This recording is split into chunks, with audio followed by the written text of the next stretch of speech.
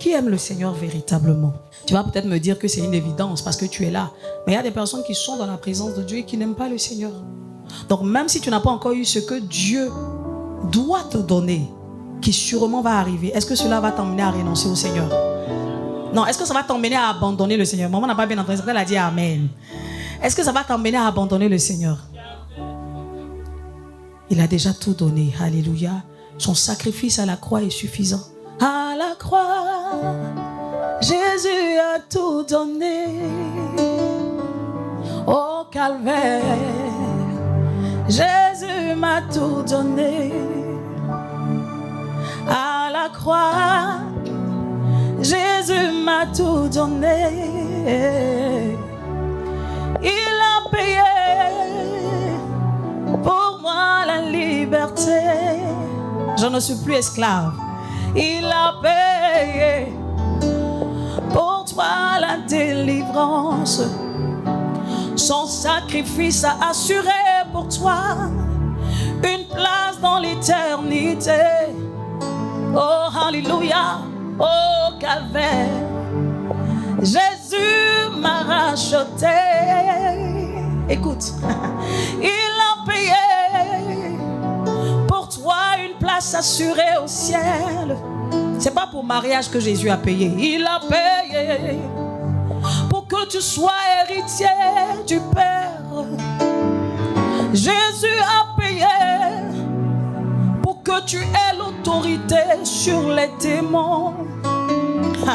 Oh, calvaire, Jésus a tout payé.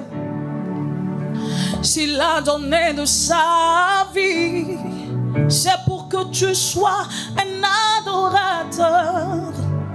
Oh, calvaire, Jésus a tout payé. La place qu'il nous a donnée par ce rachat est plus grande que tout. Oh, calvaire, Jésus a tout payé. Dis-le avec moi. À la croix, chante-le. Jésus a tout payé. Oh, calvaire, Oh, calvaire, Jésus a tout payé. Jésus a tout payé. Oh, chante-le avec mon peuple de Dieu. À la croix, peuple de Dieu, chante avec moi. Jésus a tout payé. Oh, calvaire, oh, calvaire, Jésus a tout payé. Écoute ce qu'il a fait. Il a payé pour que tu sois appelé fils de Dieu. Il a payé pour que tu aies la vie éternelle. Il a payé pour que tu sois appelé saint. Oh, calvaire, Jésus a tout payé. À la croix, Jésus m'a racheté. Plus de condamnation. Au calvaire, Jésus m'a justifié. Est-ce que tu peux acclamer celui qui nous a donné la liberté, mais totale? Merci Jésus. Acclamons celui qui nous a donné la liberté, mais totale en lui.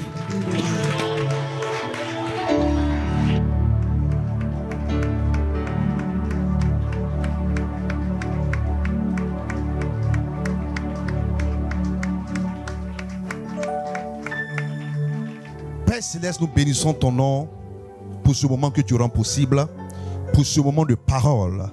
Et nous nous souvenons, Seigneur, dans les évangiles, que quand tu étais dans le temple, Seigneur, il arrivait plusieurs fois que tu délivres et que tu restaures. Que cette parole que tu as prédestinée encore pour ton peuple ce matin, Seigneur, vienne encore guérir les cœurs brisés, vienne encore apporter la délivrance qu'il faut, l'exaltation qu'il faut, le déblocage qu'il faut, au nom de Jésus. Et c'est pourquoi nous voulons refuser tout ce qui est distraction, tout ce qui est lourdeur, tout ce qui est sommeil spirituel, tout ce qui est paresse spirituelle. Nous voulons élever en ce lieu au nom de Jésus. Merci Dieu Tout-Puissant. au nom de Jésus-Christ. Amen. Peuple de Dieu, sous acclamation à Jésus-Christ de Nazareth, nous recevons le pasteur Afélie. Est-ce que tu peux acclamer Jésus? Tu peux faire mieux que cela. On acclame Jésus.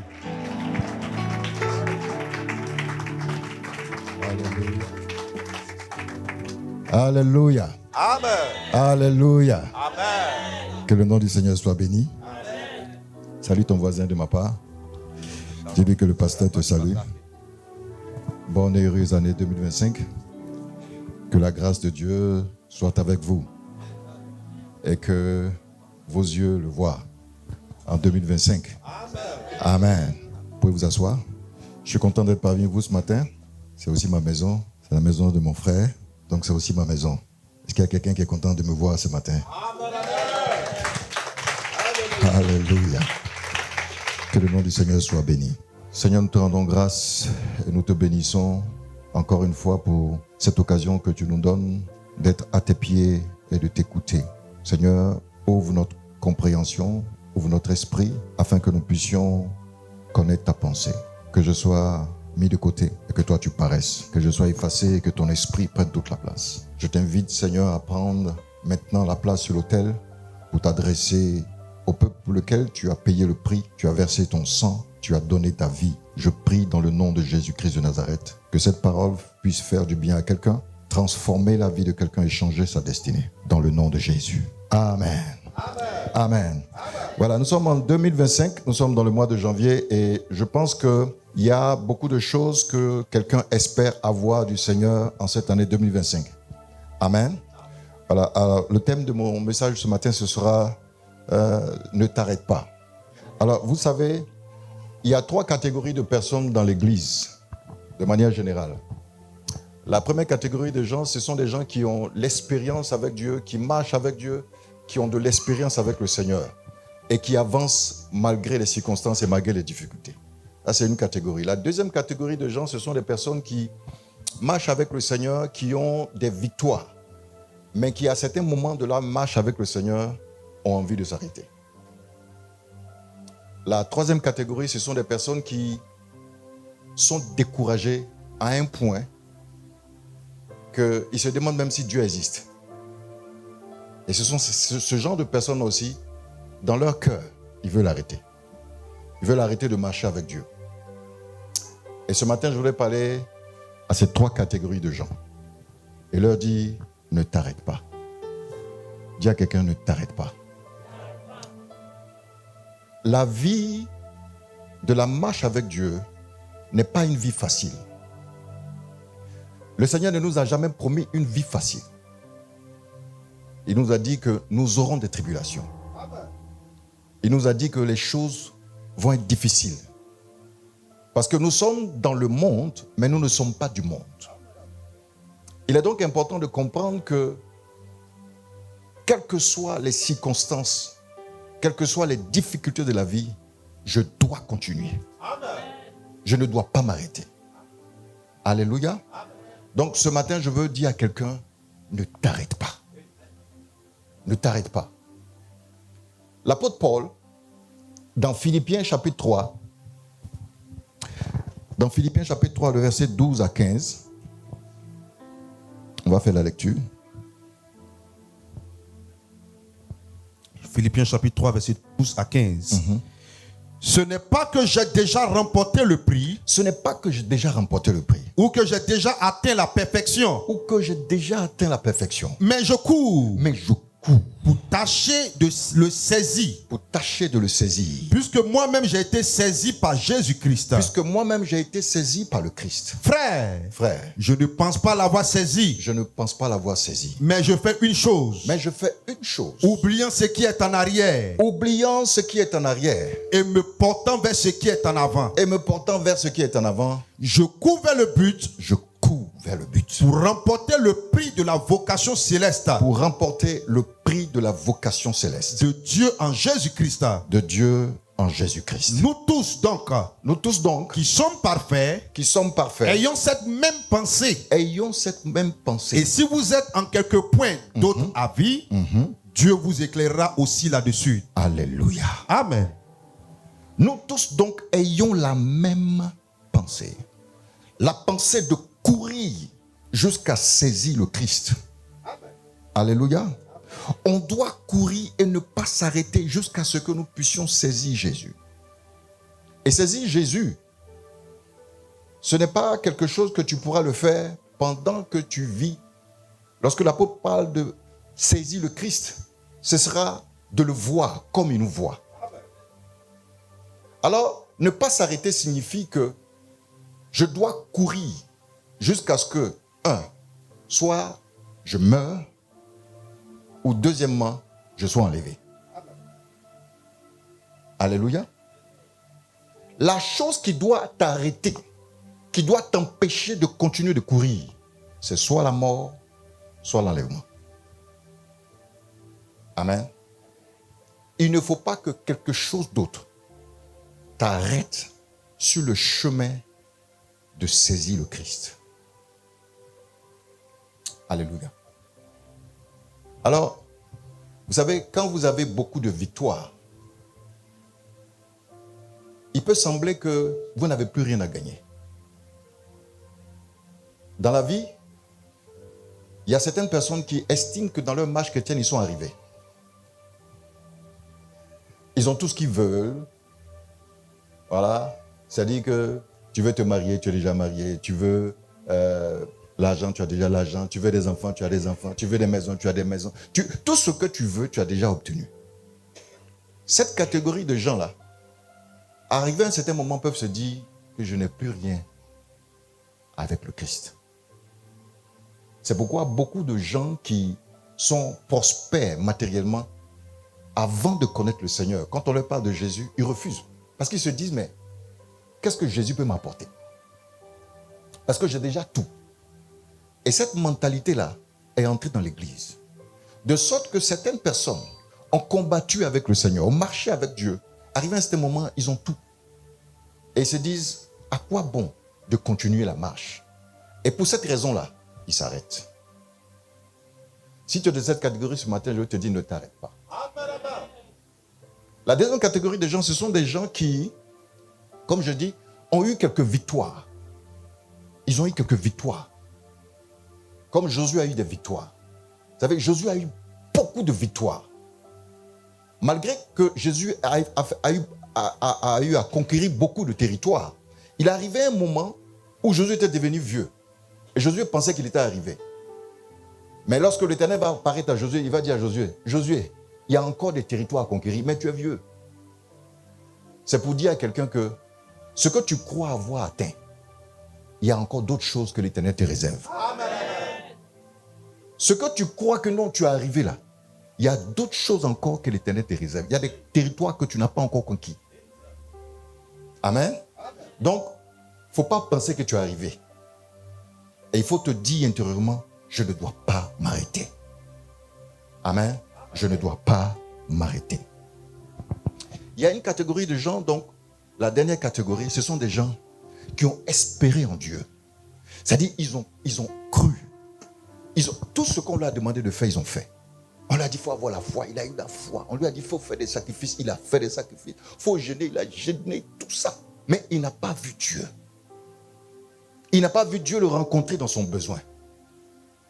L'année passée, on t'a donné beaucoup de promesses. On t'a fait beaucoup de prophéties sur ta vie. Il y a certaines personnes, ça fait 2-3 ans, on leur fait des prophéties sur leur vie, des prophéties dangereuses. Mais ils espèrent, ils ont espéré jusqu'en 2024, ils n'ont rien vu. Et ils se posent la question à l'intérieur, est-ce que je dois continuer? Est-ce que cette affaire-là même, c'est vrai?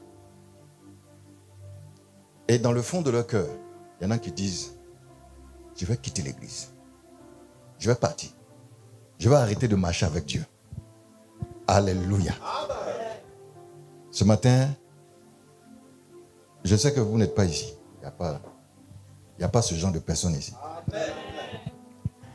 Amen. Mais bon, on va dire que je parle aux oreilles de quelques autres personnes. Alléluia. Alors, ne t'arrête pas. Ne t'arrête pas. Pourquoi est-ce que beaucoup de chrétiens sont dans ces catégories de personnes que j'ai tracées? Parce que beaucoup n'ont pas compris que la marche avec Dieu est une école. Amen.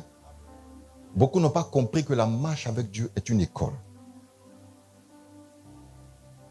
Est-ce qu'on est ensemble? L'école est un endroit où à certains moments, on passe des épreuves. N'est-ce pas? L'école, comme l'université, est un endroit où à certains moments, à certaines saisons ou à certaines époques, il y a des épreuves. Et lorsque tu n'as pas conscience de ça, tu peux croire que tu as espéré en l'Éternel. Tu as fait les choses que tu devais faire. Mais parce que tu n'as pas vu Dieu se manifester, comme tu n'as pas conscience que tu es à l'école de Dieu, tu peux abandonner. L'école de Dieu, dans la marche avec le Seigneur, est une école qui est réelle. Alléluia. Et cette école-là, comme une école qui est naturelle, arrivé à un certain moment, tu dois passer des épreuves. Alléluia. Abraham, notre père, a eu des épreuves. Et je veux qu'on voit ça ensemble. Vous savez, si Abraham a eu des épreuves, ça veut dire que Abraham est notre père, non? Abraham, c'est le père de la foi. Abraham a-t-il été éprouvé? Abraham a-t-il été éprouvé? Genèse chapitre 22.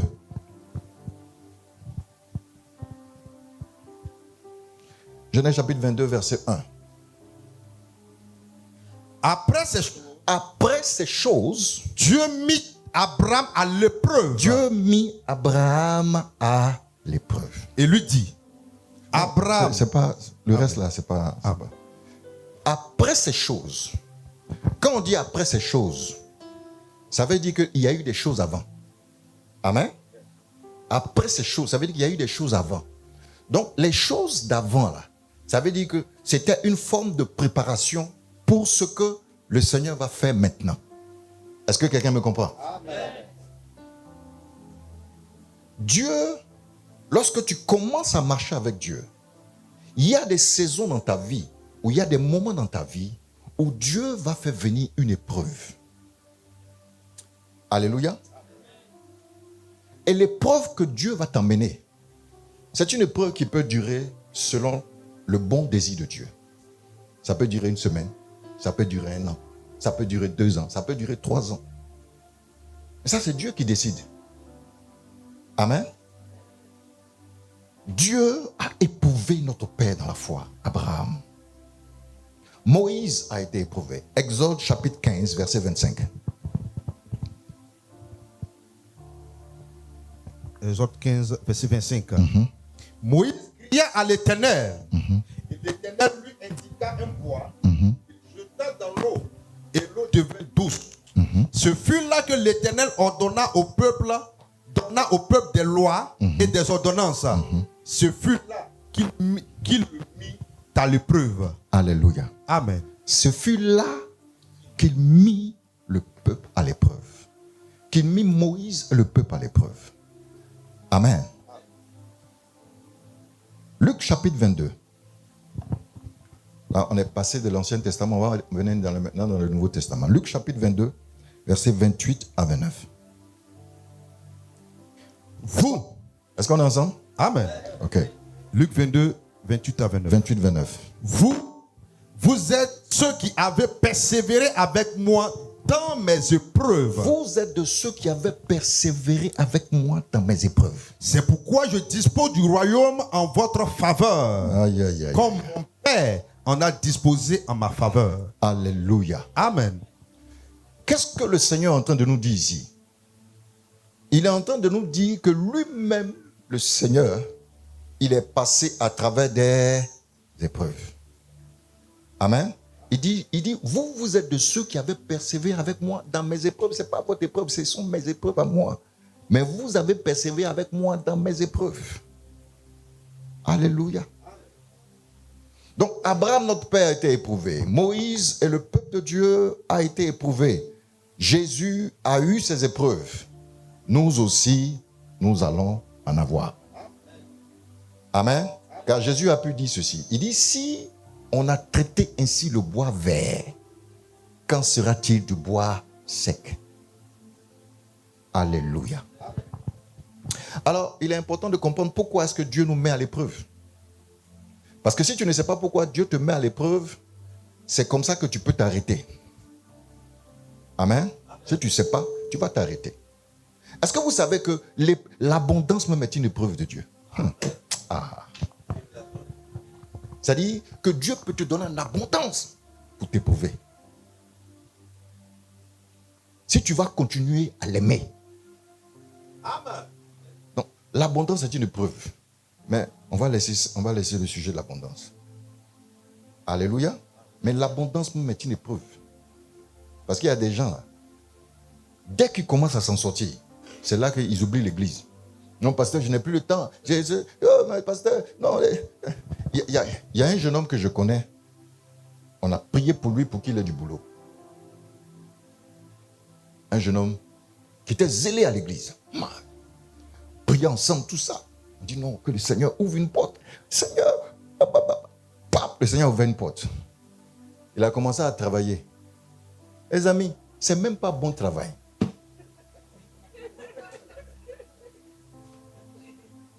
Il a commencé à servir dans un restaurant. Comment on appelle? Serveur. C'est ça, non? Serveur dans un restaurant. On lui donnait 50 000. À cause de 50 000, il a rétrogradé. Avec 50 000, il avait 2 copines. Avec 50 000. Bon, le Seigneur a ouvert une petite porte pour voir un peu. Mais avec 50 000, il est parti. Bon, tu dis, pour toi, c'est un autre niveau. Peut-être que pour toi, c'est avec 1 million, on ne va plus te voir. C'est pour ça que je dis, l'abondance même là, c'est une épreuve. Alléluia. Donc, pourquoi est-ce que Dieu nous éprouve?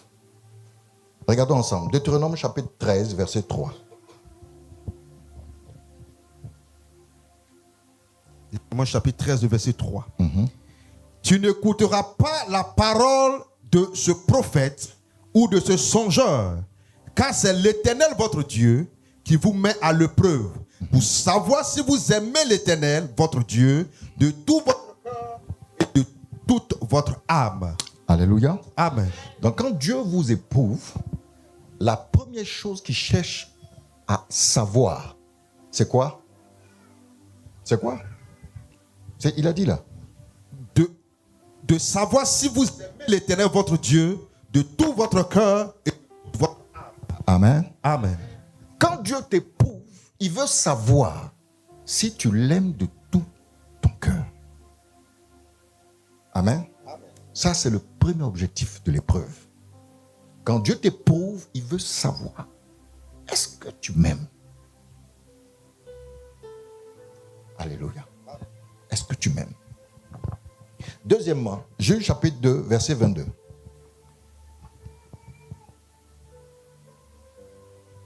Juge chapitre 2, verset 22.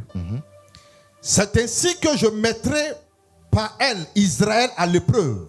Donc Dieu met Israël à l'épreuve. Pour savoir s'ils prendront garde ou non, ou non de suivre la voie de l'Éternel comme les pères y ont pris garde. Ok. Amen. Donc deuxièmement, pourquoi Dieu met à l'épreuve deuxièmement? Il a dit là, pour savoir quoi?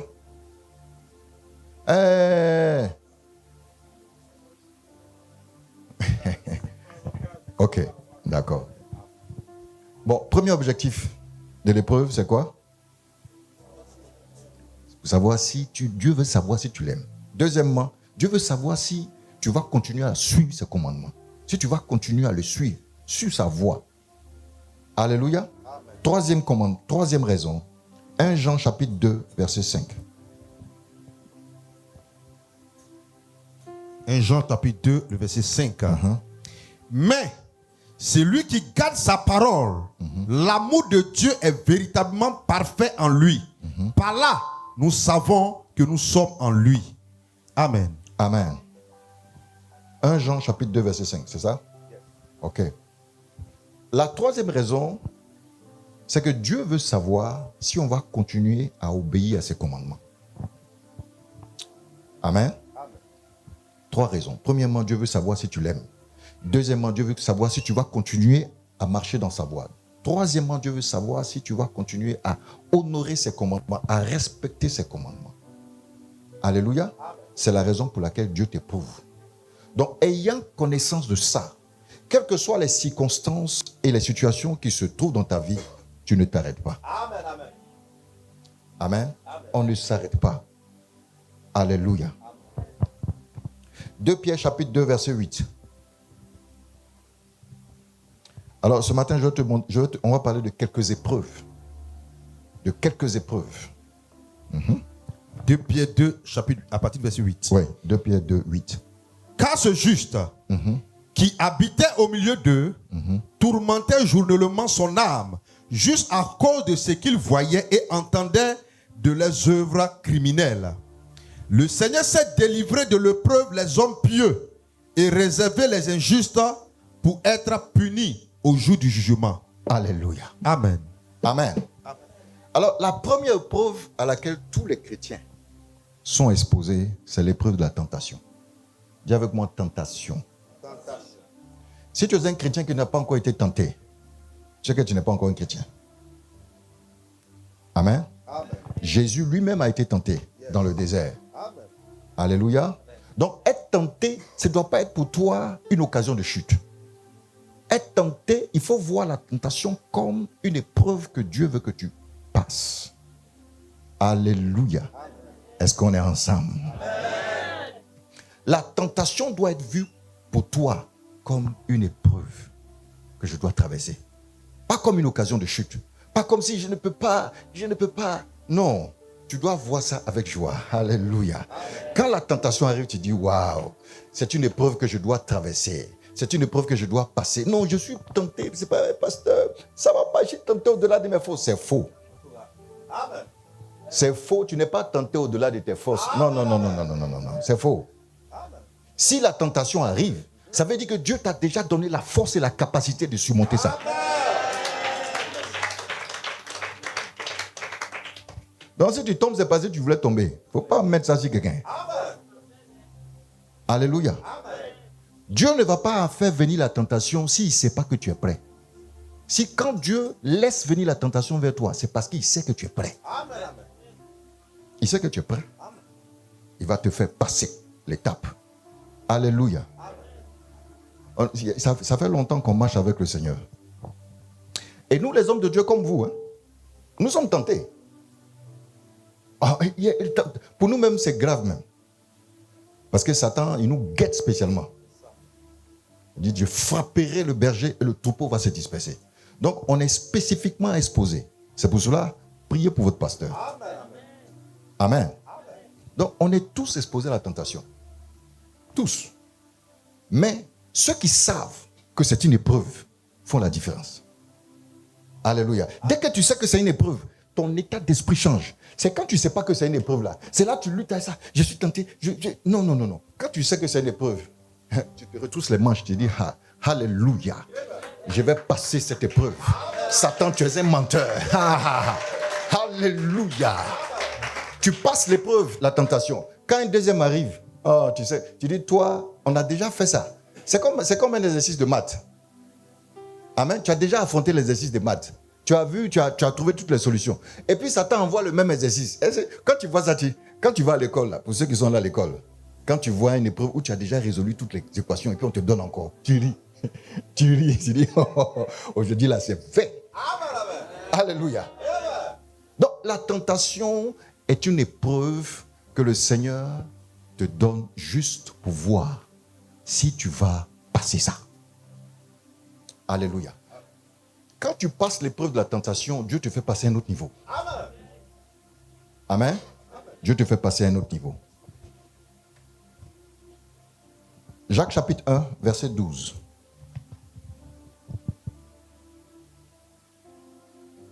Jacques chapitre 1, le verset 12 et le verset 14. Verset 12 à 14. Verset 12 et 14. Heureux l'homme qui supporte patiemment la tentation. Heureux l'homme qui supporte patiemment la tentation. Car après avoir été éprouvé. Après avoir été quoi? Éprouvé. Donc la tentation est une épreuve. Est-ce qu'on est d'accord? C'est pas moi qui dis, hein. Ouais, c'est écrit là. La tentation est une épreuve. Ok? Après avoir été éprouvé, il recevra la couronne de vie. Il recevra la couronne de vie Que le Seigneur a promise à ceux qui l'aiment. Alléluia. Amen. Alors, à chaque épreuve, il y a une récompense. Est-ce que vous savez? À chaque épreuve, il y a une récompense. Et c'est ce que l'apôtre Jacques nous apprend ici. Il dit, celui qui passe l'épreuve de la tentation, Dieu lui donne la couronne de vie. Alors la couronne de vie, ce n'est pas quelque chose que tu vas voir physiquement, mais c'est une sorte d'abondance de vie qui vient dans ta vie. Amen. Alléluia. Amen. Chaque fois que vous passez une épreuve, Dieu vous donne davantage la vie en abondance. Amen. Souvenez-vous de ce que Jésus a dit. Il dit, le voleur, Jean chapitre 10, verset 10, le voleur ne vient que pour tuer, dérober et égorger. Il dit, mais moi, je suis venu afin que mes brebis aient la vie et la vie en abondance. Amen. Et la vie que Dieu donne, elle le donne en augmentation à chaque fois que un de ses fils passe une épreuve. Amen. C'est pour ça que tu ne dois pas t'arrêter. Dis à ton voisin, ne t'arrête pas. Il ne faut pas que quelque chose, c'est-à-dire, ni l'abondance ne doit t'arrêter, ni la galère, ni les difficultés ne doivent t'arrêter. Amen. Aucun prétexte ne doit t'arrêter. Amen, amen. Tu dois continuer jusqu'à ce que tu saisisses Jésus. Amen. Et comme je l'ai dit tantôt, saisir Jésus, ça veut dire soit tu es mort, soit tu es enlevé. Amen. Alléluia. Amen. Soit tu es mort, soit tu es enlevé. Je prie pour toi afin que tu aies la victoire sur l'épreuve de la tentation. Amen. Je commande que tu aies la victoire sur l'épreuve de la tentation. Amen. Au nom de Jésus. Amen. Ça, c'est la première épreuve. La deuxième épreuve dont je te parlais aujourd'hui, c'est l'épreuve du retard. Dis avec moi le retard. Vous savez, lorsque vous attendez quelque chose, mais que ça ne vient pas, vous pouvez vous décourager et puis abandonner, n'est-ce pas? N'est-ce pas? Amen. Le retard peut être la cause de ce que tu abandonnes. Parce que tu attends, tu ne vois pas. Et quelqu'un a attendu que 2024, quelque chose se passe. Quelque chose doit se passer, Seigneur. Mais rien ne s'est passé. Et à cause de ça, tu es découragé. Parce que tu ne sais pas que le retard avec Dieu est une épreuve. Alléluia. Dieu permet le retard. Parce que par le retard, Dieu veut voir les dispositions de ton cœur. Abraham a connu le retard. Abraham a connu le retard, oui ou non? Quel était le retard d'Abraham? Ok. Vous connaissez la parole. Dieu a fait une promesse à Abraham. Il y a quelqu'un à qui Dieu a fait une promesse. Amen. Il y a quelqu'un à qui Dieu a fait une promesse. Mais tu as pensé que la promesse que Dieu t'a faite là, dans 3 mois, ça allait arriver. Mais ça ne vient pas. Dans 6 mois, ça allait arriver, ça ne vient pas. Dans 1 an, ça va arriver, ça ne vient pas. Dans 2 ans, ça va arriver, ça ne vient pas. Dans 3 ans, ça va arriver, ça ne vient pas. À cause de ça, tu es sur le point de t'arrêter. Mais je prie pour toi aujourd'hui, pour que tu comprennes que le retard est une épreuve. Proverbe chapitre 13, verset 12.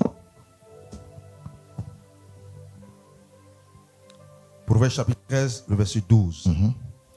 Un espoir différé. Un espoir qui est différé rend le cœur malade. Rend le cœur malade. Mais un désir accompli est un arbre de vie. Amen. Alléluia. Un espoir qui est différé, ça rend le cœur malade. Est-ce que quelqu'un sait que Dieu est au courant de ça? Est-ce que tu sais que Dieu est au courant de ça? Que quand un espoir est différé, là, ça rend le cœur malade. Pourquoi il diffère ta situation? Pourquoi Dieu ne répond pas vite à ta situation? Alors que Dieu sait qu'un espoir qui est différé, ça rend le cœur malade. Pourquoi il le fait? Parce qu'il t'éprouve. Alléluia. Est-ce que c'est clair? Il veut voir les dispositions de ton cœur. Il veut savoir quelles sont les choses qui sont dans ton cœur. Parce que vous savez, lorsque quelque chose que tu attends de Dieu n'arrive pas, tu vas commencer à avoir une attitude. Il y a des choses qui sont dans ton cœur qu'on ne peut pas voir. Mais par ton attitude, tu vas commencer à montrer à Dieu les choses qui étaient cachées dans ton cœur. Parce que tu attends, ça ne vient pas. Je connais quelqu'un qui veut se marier. Quelqu'un qui veut se marier. Ça fait 2 ans. 2 ans qu'elle attend. Ça fait même pas 2 ans même. On va dire 1 an et demi comme ça. 1 an et demi. Sinon, le Seigneur va ouvrir une porte pour toi. Une porte extraordinaire. Vous savez, les chrétiens, ils aiment ça. Je vois ton mari, je le vois qui vient de l'Espagne. Alléluia. Dans quelque temps, quelque chose va se passer. Une rencontre extraordinaire. Maintenant, tu attends. Il n'y a rien. Tu attends, il n'y a rien. Tu attends, il n'y a rien. Ah! Bon, ce qui devait arriver arriva. Un jour, il m'appelle. Hey, papa, vraiment ça. Je suis tombé. Pourquoi tu es tombé? Non, je ne tenais pas.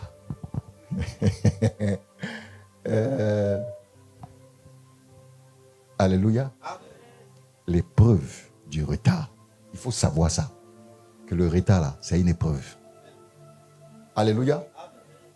Dieu est en train de t'éprouver. Dieu est en train de t'éprouver pour voir. Il est temps de voir. Est-ce que...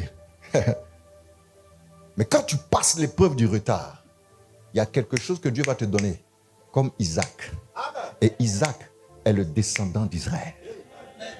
Alléluia. Isaac sera une bénédiction à cause de ce que tu as attendu. À cause de ce que tu as été patient pour attendre que Dieu intervienne dans tes circonstances. L'épreuve du retard, c'est une épreuve que Dieu nous permet d'avoir pour que la grâce et la bénédiction qui est attachée à cela soient notre partage. Alléluia. Je finis à quelle heure? Ok. Ok. Est-ce qu'on est ensemble? Tu veux qu'on continue? Ok. On a parlé de l'épreuve du retard. On a parlé de l'épreuve de la tentation. Amen. Je veux te parler de l'épreuve du pardon. L'épreuve du pardon. Il y a des gens qui ont quitté l'église parce qu'ils étaient fâchés. Il y a des gens qui ont quitté Dieu à cause de la colère, à cause de ce qu'on leur a fait quelque chose. Ils se sont arrêtés. Ils ont arrêté de continuer la marche avec Dieu à cause de ce qu'ils ne sont pas capables de pardonner. À cause de ce qu'on leur a fait. Ils disent non, c'est bon, moi, c'est fini. Je vais te dire quelque chose ce matin. Matthieu chapitre 6, versets 14 à 15.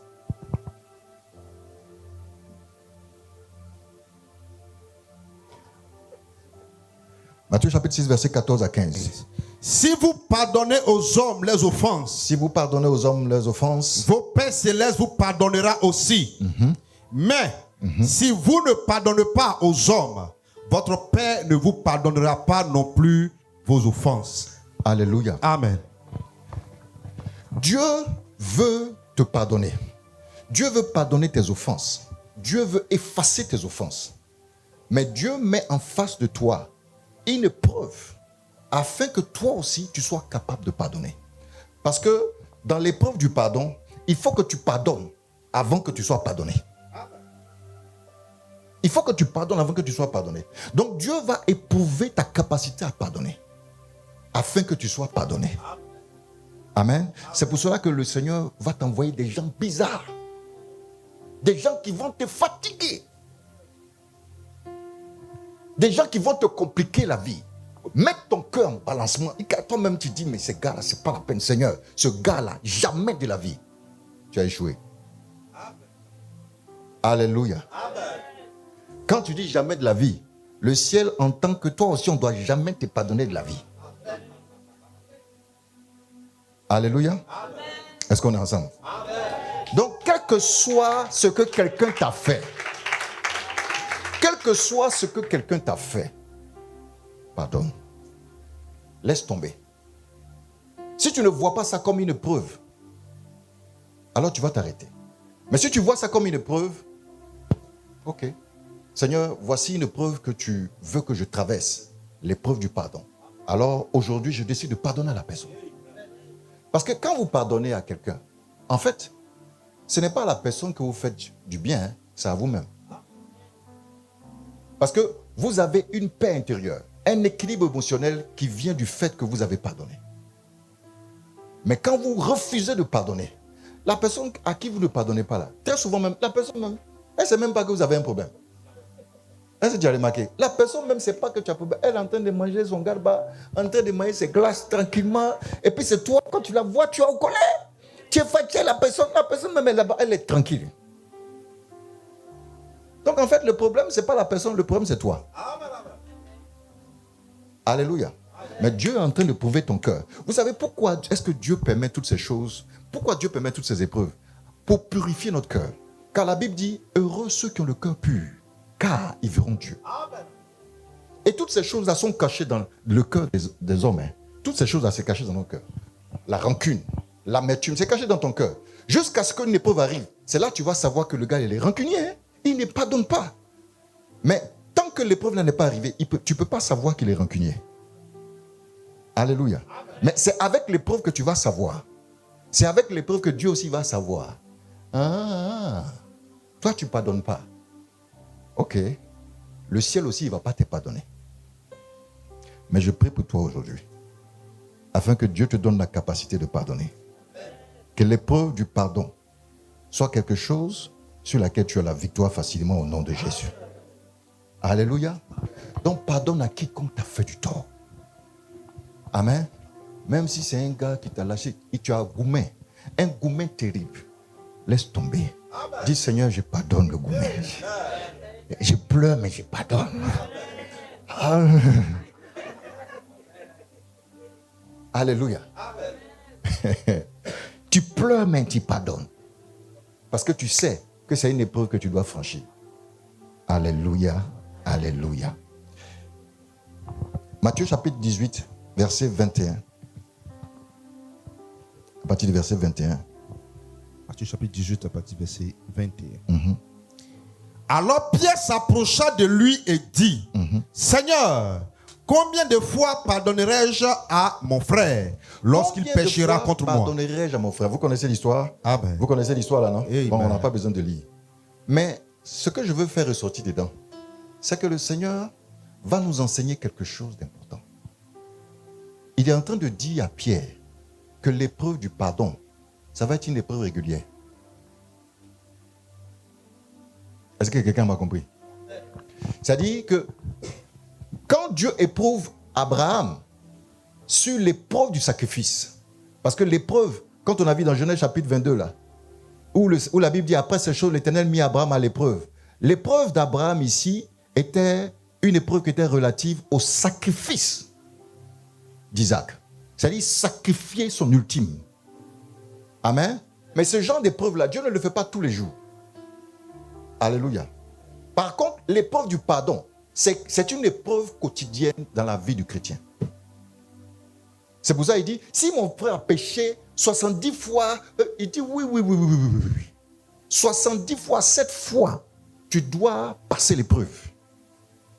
Alléluia. Est-ce qu'il y a quelqu'un qui est fâché avec quelqu'un ici? Quelqu'un qui est en colère avec quelqu'un ici? Ah, il y a quelqu'un qui a levé la main. Que le Seigneur te bénisse. Mais il faut pardonner, mon frère. C'est vrai, la personne t'a fait mal. Ça dit que même, à la limite même là, ça dit c'est pas on t'a pas donné couteau même. Sinon que... Il faut laisser tomber. Alléluia, mon frère. Laisse tomber. Amen. C'est-à-dire, c'est une fille qui t'a trahi. Tu t'es occupé d'elle jusqu'à la dernière minute. Elle t'abandonne. Et puis elle s'en va ailleurs. Et puis tu as mal. Et puis maintenant le Saint-Esprit arrive et dit laisse tomber. Tu dis jamais. Je ne peux pas pardonner ça là. Tu as échoué à l'épreuve. Alléluia. Oh, il faut que tu passes l'épreuve du pardon là. Donc, je prie pour toi ce matin, mon frère. Tu as la victoire sur cette situation au nom de Jésus. tu pardonnes à la personne. Parce que je suis sûr que la personne à qui tu en veux la même là, peut-être que tu ne la vois plus, elle ne s'occupe pas de toi. C'est-à-dire que elle ne te calcule pas. Donc à quoi bon garder cette rancune et cette colère en toi? Ça ne sert à rien. Alléluia. Donc laisse tomber. Dis à ton voisin, laisse tomber la colère. Laisse tomber la haine. Laisse tomber la jalousie. Laisse tomber. Alléluia. Donc l'épreuve du pardon, c'est une épreuve quotidienne. Tu vas toujours rencontrer des gens qui vont marcher sur ton pied, qui vont te faire ceci, qui vont se faire cela. Ton papa, ta maman, tes amis. Ça, c'est une épreuve quotidienne. Alléluia. Mais à chaque fois que tu auras l'occasion de franchir l'épreuve, franchis l'épreuve. Passe l'épreuve. Passe l'épreuve. Je te dis que l'épreuve, lorsque tu franchis l'épreuve, Dieu te donne une autre abondance de vie. À chaque fois, il y a une abondance de vie qui arrive dans ta vie. Une abondance de vie, mais ce n'est pas quelque chose qui est visible. La Bible appelle ça la couronne de vie. Alléluia. Donc, l'épreuve du pardon est une épreuve importante que nous devons traverser. Amen. Ça fait combien d'épreuves? 3 épreuves ou 4? 3, ok. 4e épreuve, c'est l'épreuve du silence. Est-ce qu'il y a quelqu'un qui a déjà expérimenté ça? C'est-à-dire, tu cherches Dieu jusqu'à... Mais c'est comme si Dieu n'existe pas. Il ne te parle pas, il ne te dit rien. C'est-à-dire que tu es là comme ça. Tu as l'impression même que Dieu n'existe pas. Parce que Dieu est silencieux. Et beaucoup de chrétiens, à cause de ce silence, ils disent que Dieu n'existe pas. Et puis il y en a qui le regardent. Parce qu'ils ne savent pas que le silence de Dieu est une épreuve. Est-ce qu'on est ensemble? Le silence de Dieu est une épreuve. Regardons ensemble. Genèse, plutôt Exode. Exode chapitre 14, verset 14. L'Éternel combattra pour vous et vous gardez le silence. Alléluia. Amen. Quand Dieu est silencieux, Dieu est en train de combattre pour toi. Amen. Quand Dieu est silencieux, il est en train de combattre pour toi. Et parce qu'il combat pour toi, il ne peut pas combattre et puis te parler.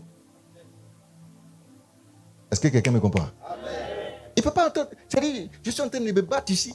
Et puis toi, tu dis, mais parle-moi. Il ne peut pas te parler. Parce qu'il est en train de se battre pour toi. Pendant ce temps, il est silencieux. Maintenant, on te regarde aussi. Il y a beaucoup de témoins qui te regardent. Pendant le silence de Dieu, qu'est-ce que tu fais? Alléluia. Pendant le silence de Dieu, là, qu'est-ce que toi tu fais? Il y en a qui se cherchent. On dit, mon cher, il faut te chercher parce que là, le Dieu des pasteurs à Pierre là, on ne sait pas s'il parle, hein. On ne l'entend plus. Il faut te chercher. Alléluia. Psaume chapitre 35, verset 22.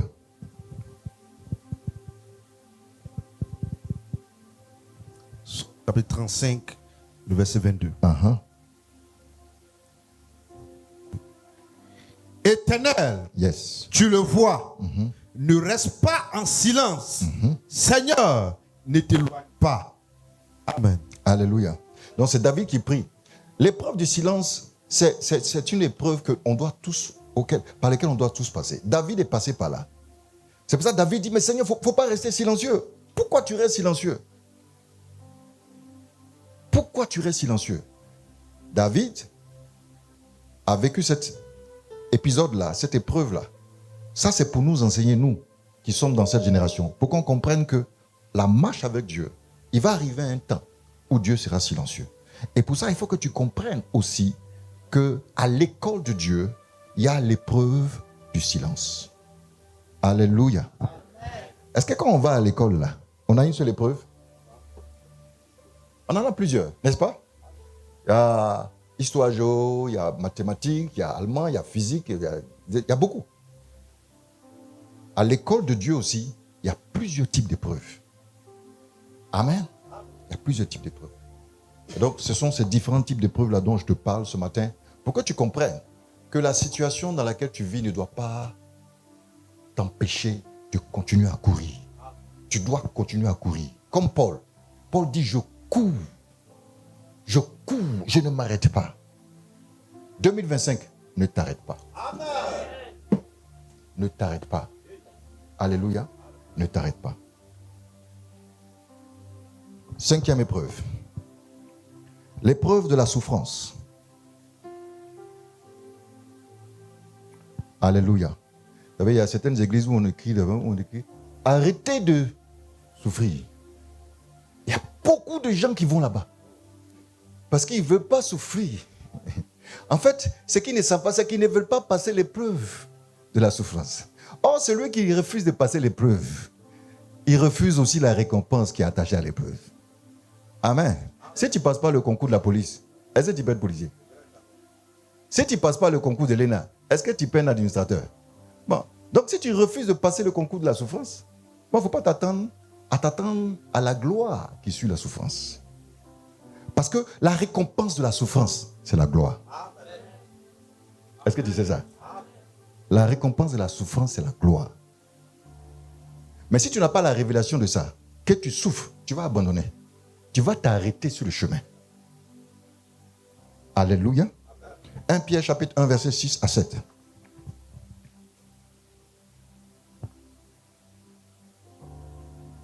Pierre chapitre 1, verset 6 à 7.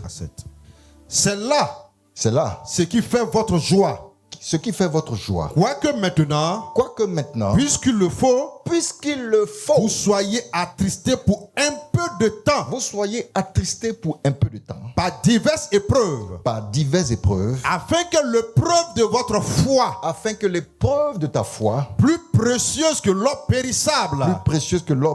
Qui cependant est éprouvée par le feu. Est pour résultat la louange, la gloire, l'honneur lorsque Jésus-Christ apparaîtra. Alléluia. Amen. C'est clair. Dieu permet que nous soyons dans la souffrance parce que c'est une épreuve à laquelle aucun chrétien ne pourrait échapper. Quelqu'un n'a qu'à lever sa main ici s'il n'a jamais eu l'impression de souffrir ou bien le sentiment de souffrir. Si toi tu n'as jamais souffert, lève ta main. Tu n'as jamais souffert. Il n'y en a pas. Il n'y en a pas. La souffrance fait partie de la vie du chrétien. Alléluia. La souffrance, ça fait partie de ta vie. Évidemment, il ne faut pas souffrir parce que tu as volé. Ça, c'est une parenthèse que je fais. Parce qu'il y a des gens, ils font n'importe quoi et ils souffrent et ils disent, je souffre pour le Seigneur. Si tu ne souffres pas pour le Seigneur. Tu t'as volé, on t'attrape, on te frappe. Tu dis, tu souffres pour le Seigneur. Tu ne souffres pas pour le Seigneur. Amen. Il y a un type de souffrance qui doit être agréé par Dieu. La souffrance qui est agréée par Dieu, c'est la souffrance dans la justice. Amen. Quand tu ne vas pas tricher, quand tout le monde triche autour de toi et que toi tu ne triches pas, c'est une forme de souffrance. Parce qu'à la fin, tout le monde a eu, toi tu n'as pas eu. Tu souffres.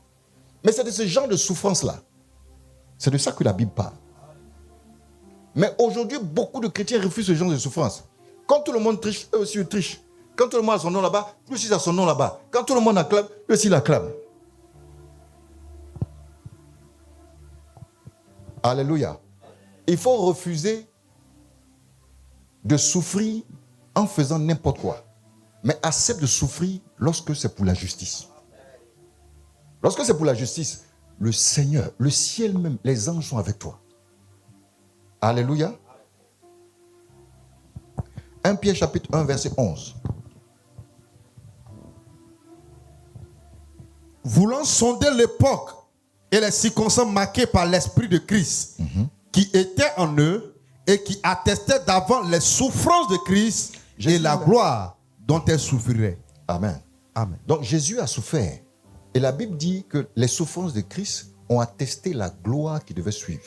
Ça veut dire qu'à chaque fois que tu acceptes l'étape de passer par la souffrance, il y a une gloire qui arrive après. Amen. J'ai enseigné ça à mes enfants. Quand ma fille passait son BTS, je lui ai dit, il ne faut pas tricher. Il ne faut pas tricher. Il ne faut pas tricher. Ils ont envoyé les résultats. Vous savez comment ça se passe? Maintenant, ça a changé un peu. Ils ont envoyé les résultats, tout ça. Elle dit, elle ne regarde pas. Elle ne regarde pas. Elle va passer son truc sans tricher. Et tout le monde a commencé à parler d'elle dans l'école. On dit, il y a Marie ici. Marie de Magdala. Elle ne veut pas tricher. Et tout le monde a commencé à parler d'être dans l'école. Au point où le directeur de l'école l'a convoqué. Vous dites, mais toi, qu'est-ce qui se passe? Elle dit non, elle est chrétienne. Elle ne triche pas. Alléluia. Elle a passé l'examen. Elle a réussi l'examen. Mais tous ses amis de sa génération qui ont triché sont encore au chômage. Elle, quand elle a eu le BTS, l'année qui a suivi, elle a eu du travail. Il y a une gloire qui est attachée à la souffrance que tu subis dans la justice. Donc refuse. Si c'est difficile, refuse. Refuse. Malgré que ce soit difficile, refuse. Accepte de souffrir pour le Christ. Est-ce qu'on est ensemble? Dis à ton voisin, accepte de souffrir pour le Christ. Il ne faut pas écouter les gens qui disent arrêtez de souffrir là. Dieu n'est pas là-bas.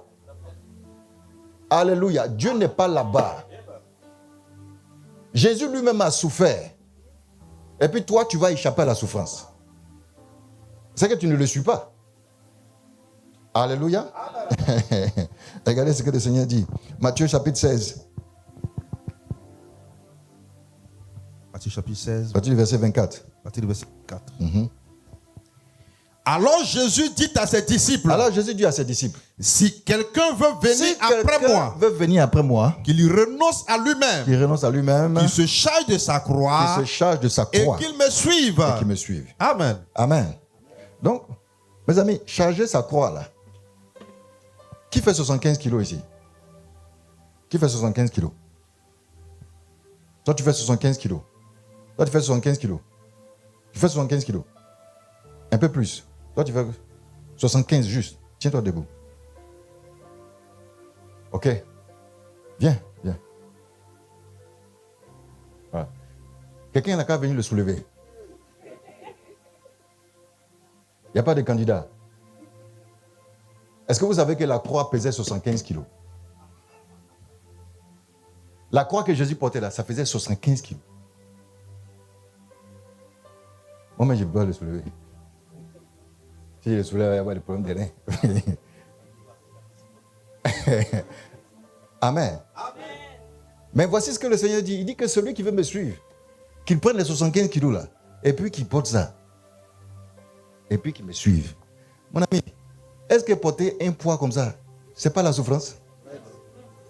C'est pas la souffrance? C'est la souffrance. Va t'asseoir, mon frère. Acclame le Seigneur.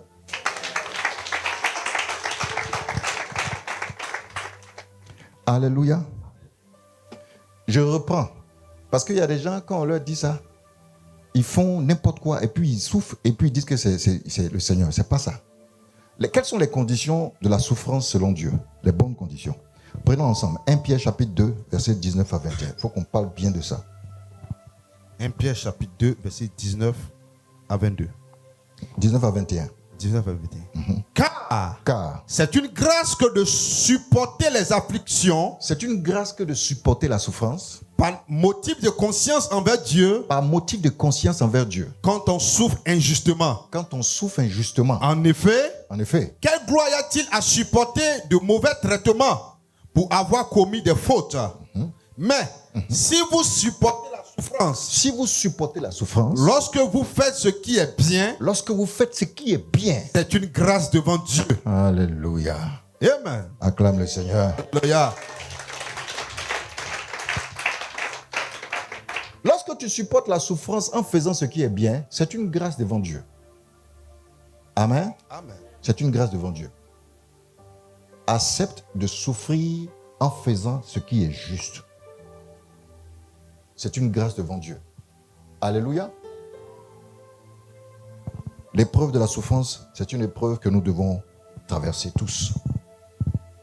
Amen, amen. Une autre épreuve. Est-ce qu'on est ensemble? L'autre épreuve dont on va parler.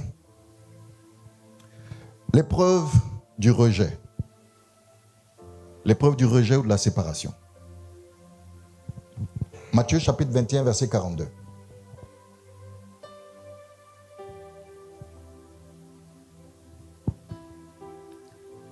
en disant, que pensez-vous de Christ?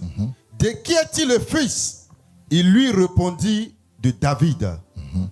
Et Jésus leur dit, comment donc David, animé par l'Esprit, l'appelle-t-il Seigneur lorsqu'il dit, le Seigneur dit à mon Seigneur, assis-toi à ma droite jusqu'à ce que je fasse de tes ennemis ton marchepied. Si donc David l'appelle Seigneur, comment est-il son fils? Alléluia. Amen. Jésus était le Fils de Dieu incarné. Amen. Il était le Fils de Dieu incarné. Et un jour, il pose la question à ses disciples. Les gens disent, toi, tu es le prophète. Et c'est parce que dans l'esprit de beaucoup de cette époque, Jésus n'était pas le Fils de Dieu. C'est la raison pour laquelle ils l'ont rejeté. Amen. Aujourd'hui, tu dis que tu es chrétien. Quand tu commences à manifester la vie du disciple de Christ, on te rejette. Est-ce que je parle à quelqu'un? Si tu es dans un monde païen, et puis toi, tu es chrétien, tu dis être chrétien, et puis tout le monde est à l'aise avec toi, il y a un problème. Amen. Il y a un problème. Il y a un problème. Si tous les païens sont à l'aise avec toi, ils t'appellent, ils causent avec toi, ils jouent avec toi, il y a un problème. Ils doivent te rejeter. Ils doivent faire les choses en se cachant de toi. On doit dire que celui-là, il est là, on ne doit pas faire ça. Mais si tu es là, et puis les gars sont contents que tu es là, ce n'est pas normal. Alléluia. On doit te rejeter. On ne doit pas t'apprécier. Mais il y a des gens qui ont tellement besoin d'approbation des autres. Ils veulent toujours qu'on les approuve. Ah bon, ben, si je fais ça, ils vont me rejeter. Oh, tu ne sais même pas que c'est ça même que Dieu veut, qu'on n'a qu'à te rejeter. Alléluia. Amen. Dieu veut qu'on te rejette. Là, tu ne veux pas qu'on te rejette. Tu t'entends avec tout le monde. Tout le monde, tu t'entends avec eux. Tu t'arranges pour t'entendre avec tout le monde. Lorsque tu fais ça, tu es en train de corrompre ton identité. Tu corromps ton identité. Alléluia. Refuse de corrompre ton identité. Abraham a été rejeté. Joseph a été rejeté. Daniel a été rejeté. Joseph même lui, il a été rejeté par ses propres frères. Alléluia. Ses propres frères l'ont rejeté. Lorsqu'on te rejette, c'est parce que Dieu a une grande destinée pour toi. Je t'apprends quelque chose aujourd'hui. Si ta famille te rejette, il faut te dire que si vous voyez quelqu'un que sa famille a rejeté, attachez-vous à lui, parce qu'il y a une grande destinée sur sa vie. Alléluia. Ses amis le rejettent, sa famille le rejette, les gens le rejettent, les gens ne veulent pas de lui. Attache-toi à lui. Il y a une grande destinée qui est attachée à sa vie. Alléluia. Pourquoi Dieu permet qu'on te rejette? Dieu permet qu'on te rejette pour que tu apprennes à compter sur lui seulement. Amen. Tu dois apprendre à dépendre de lui et à compter sur lui. Amen. Alléluia. Tu vas te rejeter. Les gens vont te rejeter. C'est ça qui est normal.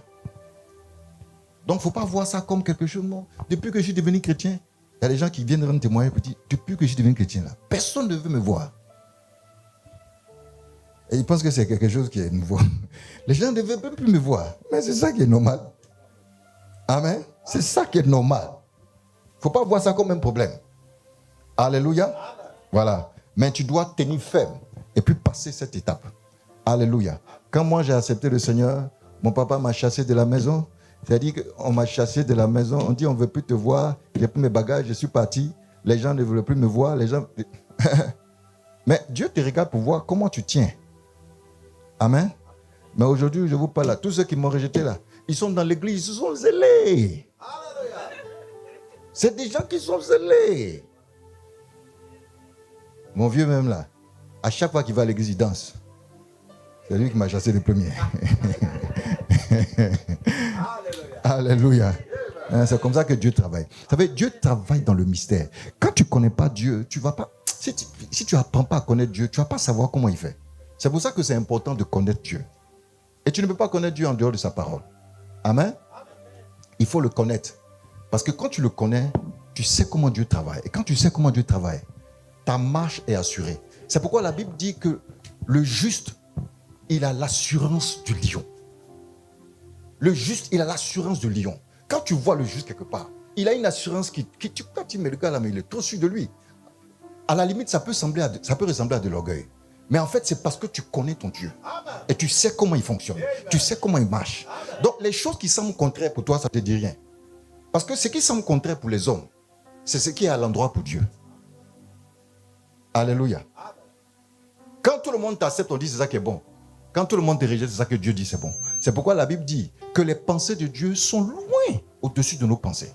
Les pensées de Dieu ne sont pas la même chose avec nos pensées. Quand Dieu dit que la souffrance est bon, les hommes disent que la souffrance n'est pas bon. N'est-ce pas? C'est comme ça que Dieu travaille.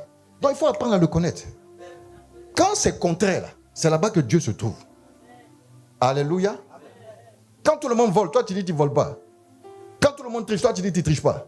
La personne qui dit qu'il ne triche pas, là, les gens disent qu'il est bête. Mais Dieu est avec le bête. Alléluia. Quand tout le monde vole, tout le monde a des Mercedes, tout le monde a volé pour acheter ces trucs. Toi, tu marches à pied. Les gens disent, lui, il est bête. Mais Dieu est avec le bête là. C'est comme ça qu'il faut voir ça. Alléluia. Est-ce qu'on est ensemble? Donc, on doit te rejeter. On doit dire que tu es bête. On doit dire que tu n'es pas normal. Amen. Matthieu chapitre 27, verset 46.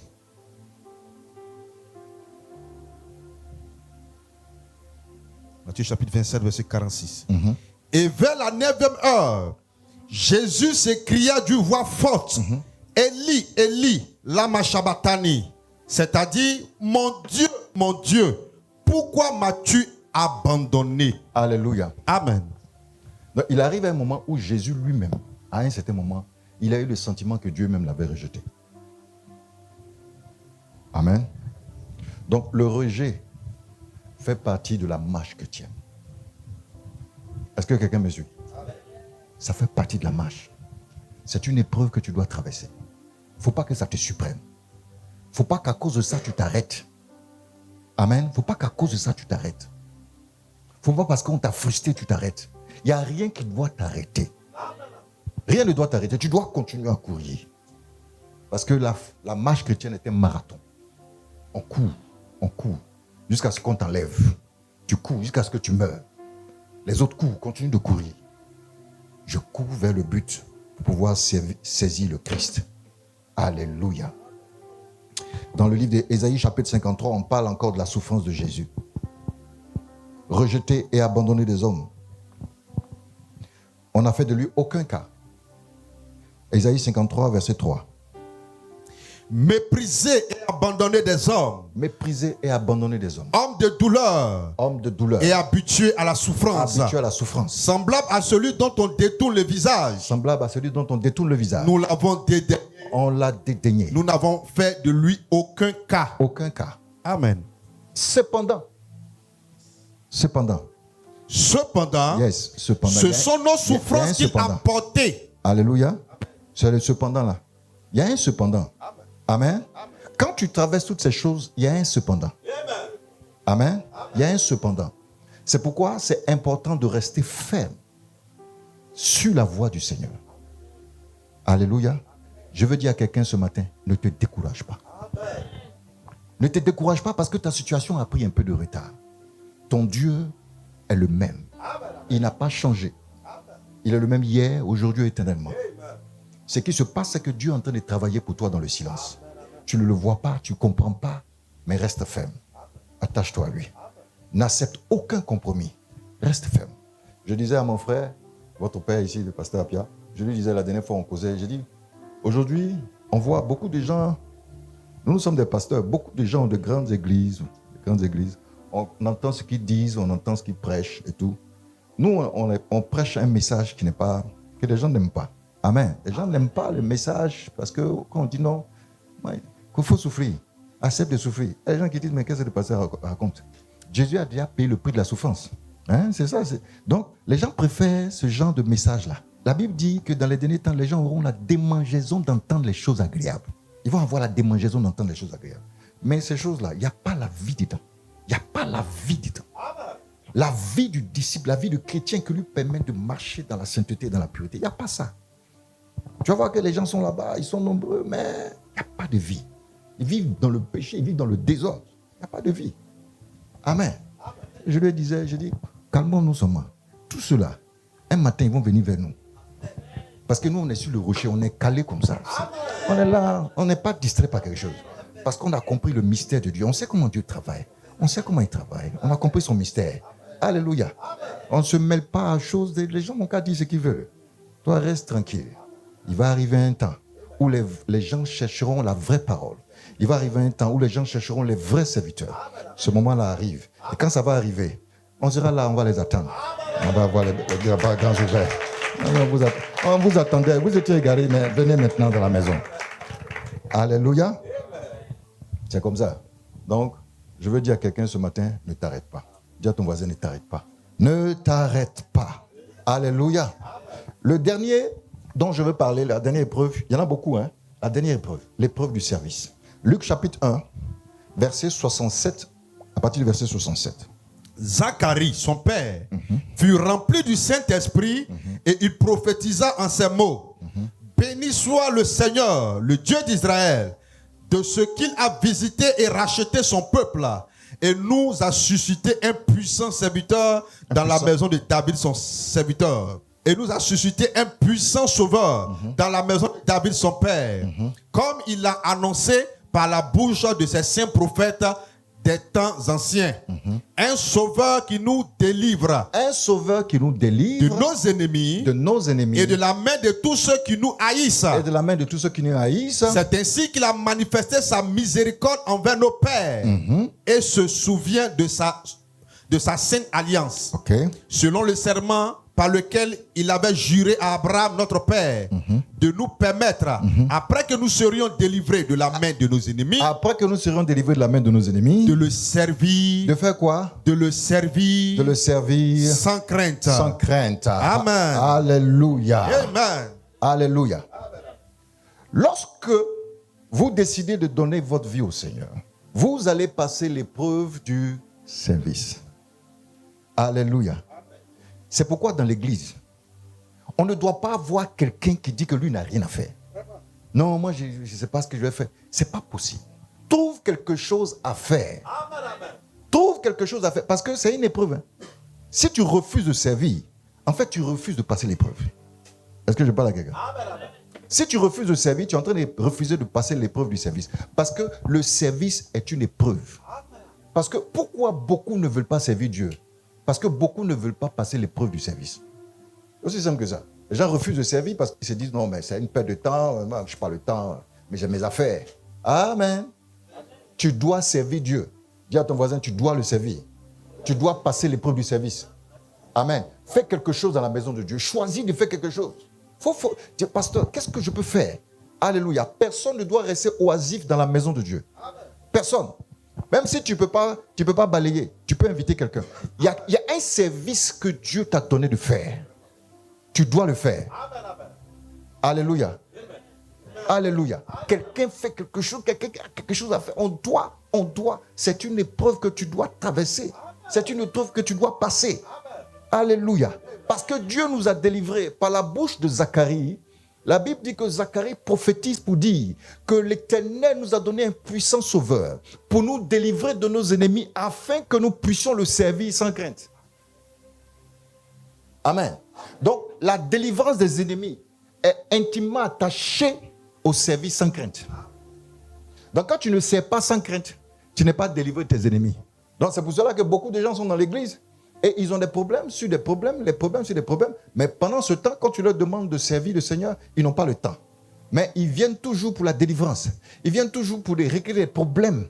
Ils ont des problèmes spirituels. Mais Dieu ne peut pas te délivrer de tes ennemis si tu refuses de servir. Je prie pour toi maintenant au nom de Jésus, qu'à partir d'aujourd'hui, tu passes l'épreuve du service. Amen.